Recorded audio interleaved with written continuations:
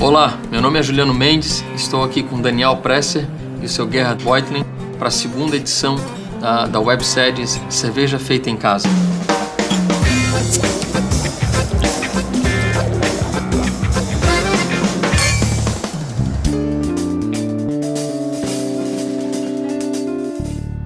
Hoje vamos falar de equipamentos para a produção caseira de cerveja.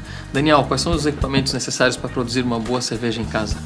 A gente vai precisar de 3 panelas. Essas panelas devem estar adaptadas com uma válvula para facilitar a retirada do líquido de dentro. Uma dessas panelas, além disso, vai precisar ter um filtro que a gente chama de bazuca. Além das panelas, a gente precisa de pelo menos 2 fogareiros para, aquecer essas panelas, um densímetro e uma proveta para fazer a medição da concentração de açúcar do mosto. A gente vai precisar de um termômetro que seja específico para alimentos, né? Ele tem que resistir a uma temperatura mais alta. Uma colher grande para poder agitar o mosto dentro da panela. Nós vamos precisar também de um chiller, que é o equipamento que faz o resfriamento da cerveja depois da fervura. Também vamos precisar de pelo menos 2 fermentadores, que é onde a cerveja vai, fazer fermentação.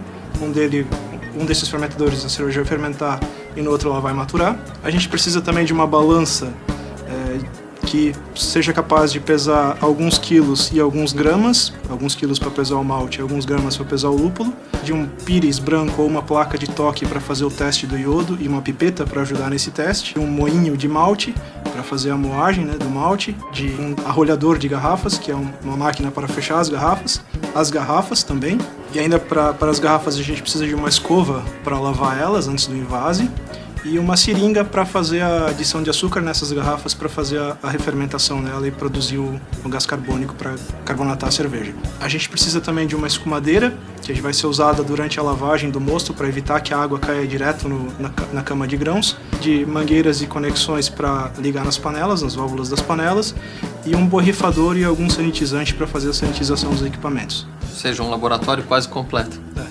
No caso de uma cervejaria industrial, seu Gerhard, os fermentadores são preferencialmente ou tem que ser de aço inoxidável, certo? Hoje o material usado é praticamente todo aço inoxidável, tá? Mesmo nessas cervejarias que a gente vê no mundo afora aí, ainda tem cobre por fora, mas por dentro já é tudo aço inox. É decoração, o cobre? O cobre só é decoração. Tá? Isso aí facilita a asepsia que é necessária numa cervejaria. No caso da cerveja em casa, eu já vi alguns cervejeiros caseiros fermentando em garrafas de vidro. É o mais comum ou não necessariamente? Não, hoje em dia é mais fácil de você encontrar baldes de plástico alimentício para fazer essa fermentação. O ideal seria, claro, todo mundo poder usar inox, mas inox é muito caro para quem está fazendo cerveja em casa. Então, as panelas normalmente são de alumínio, que é um equipamento bom o suficiente para isso, e os fermentadores são de plástico alimentício, aquele plástico branco, Que não solta sabor, não passa nada para cerveja. Isso. Existem, aqui no Brasil é um pouco difícil de conseguir esse tipo de fermentador de vidro, mas ele é bastante comum nos Estados Unidos, o pessoal lá consegue com mais facilidade.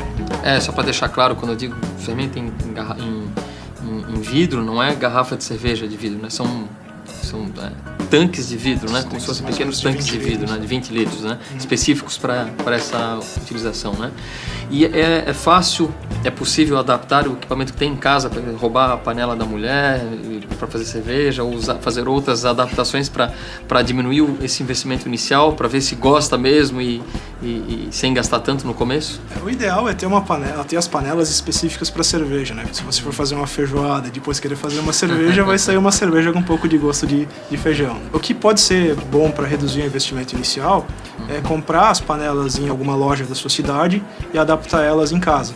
Existem vários tutoriais na internet de como fazer isso, é um processo bem simples.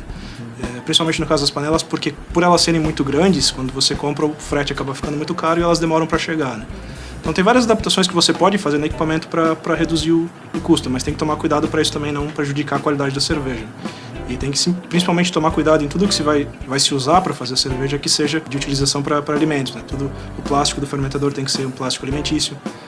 As conexões das mangueiras, as mangueiras precisam ser também de algum material alimentício, como por exemplo o silicone. Então esse tipo de cuidado é bem importante se ter. As panelas, você falou, usam de alumínio, O alumínio teve dentro da história da cerveja um tempo bastante curto para ser usado, tá? Porque ele não era muito diferente da madeira. A madeira precisava ser protegida para o líquido não entrar em contato e no alumínio a mesma coisa. Tanto que os barris de chopp, por exemplo, que eu acho que é o que é mais conhecido, tá? Mas eles tinham um revestimento dentro, um verniz para a cerveja não entrar em contato. Porque a cerveja, querendo ou não, ela tem uma certa agressividade, né? Então, isso aí não pode influenciar, no caso, na produção? Assim, as panelas de alumínio, principalmente, tem que se tomar cuidado para não limpar elas com muita força.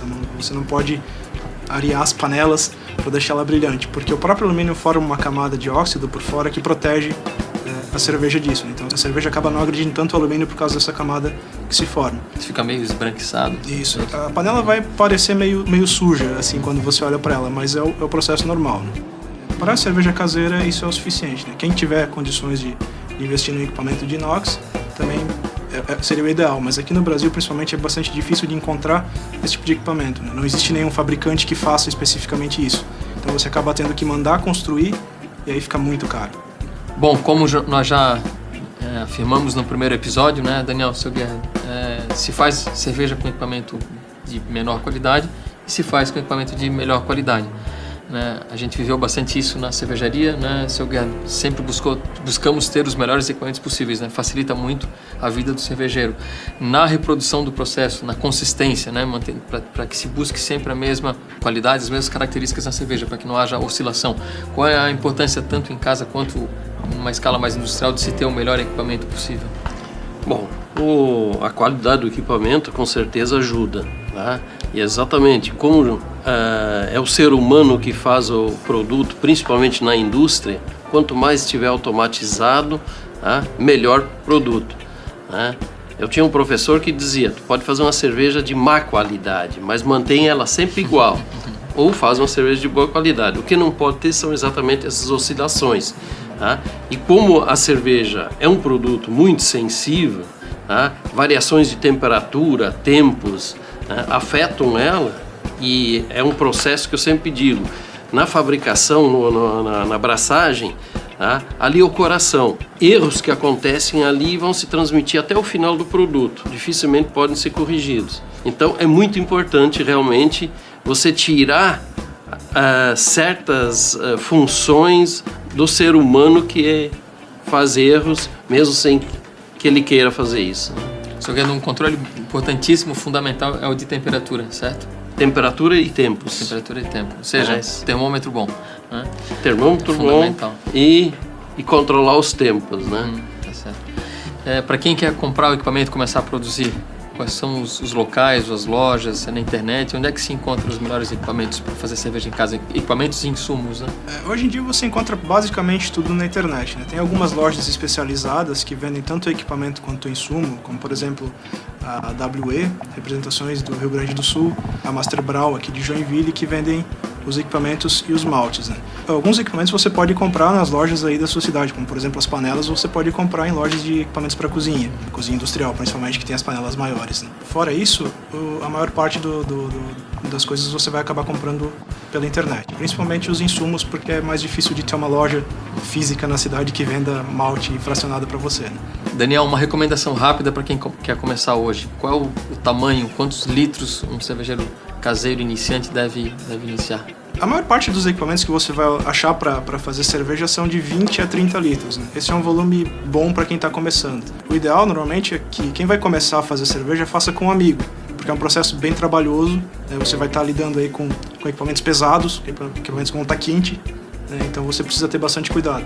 E uma pessoa para te ajudar nisso ajuda bastante no processo. Essa quantidade de 20 litros, isso tem algo a ver com os amigos que chegam em casa daí para depois degustar o produto? Com certeza. Muito mais do que isso, você vai passar muito trabalho e aí vai ter que basicamente ter muitos amigos para distribuir a cerveja. 20 litros é uma quantidade que você consegue fazer uma festinha bem legal. Legal, pessoal. Bom, esse foi o segundo episódio da websérie Cerveja Feita em Casa. Teremos mais 6 episódios pela frente. Convidamos vocês a continuar nos assistindo.